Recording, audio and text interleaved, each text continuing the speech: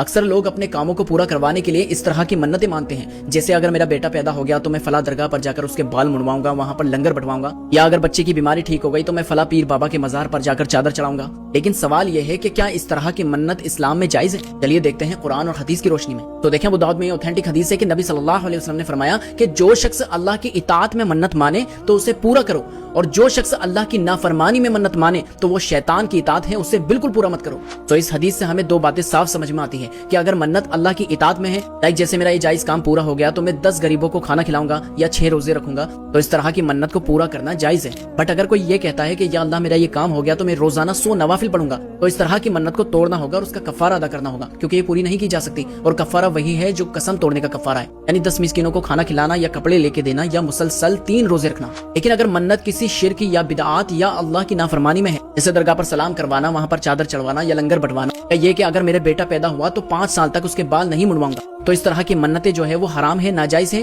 اس کا پورا نہ کرنا ہم پر واجب ہوگا، اور اس کا کفارہ بھی ادا کرنے کی ضرورت نہیں ہے، کیونکہ ظاہر ہے کہ جتنے بھی یہ مزارات بنے ہیں، ان میں جتنی بھی ایکٹیویٹیز ہوتی ہے یہ سب نبی صلی اللہ علیہ وسلم کی مخالفت میں مبنی ہے، کیونکہ آپ صلی اللہ علیہ وسلم نے تو قبروں کو پکے کرنے سے، ان پہ بیٹھنے سے، اس پہ عمارت بنانے سے منع فرمایا، اور ویسے بھی کسی بھی طرح کی منت نہ ہی مانی جائے تو بہتر ہے، کیونکہ نبی صلی اللہ علیہ وسلم نے واضح یہ فرما دیا ہے کہ منت کسی تقدیر کو نہیں بدلتی، ہاں اس سے کنجوس کا مال ضرور نکل جاتا ہے، کیونکہ کسی بھی چیز کی منت ماننے سے تقدیر نہیں بدلے گی، یعنی جو آپ کے ساتھ ہونا ہے وہ ہو کر رہے گا، اب چاہے اچھا ہو یا برا۔ لیکن اگر کوئی پھر بھی جائز کام کی منت مان لیتا ہے تو پھر اسے پورا کرنا چاہیے، اس بہانے کم سے کم اس کا غریبوں پہ کچھ مال تو خرچ ہو جائے گا۔ باقی سب سے بہتر یہی ہے کہ آپ اللہ تعالیٰ سے دعا مانگے اور اس پر توکل رکھیں، کیونکہ اللہ نے بھی فرمایا کہ ادعونی استجب لکم، اے میرے بندے مجھ سے دعا مانگ، میں تیری دعا قبول کروں گا۔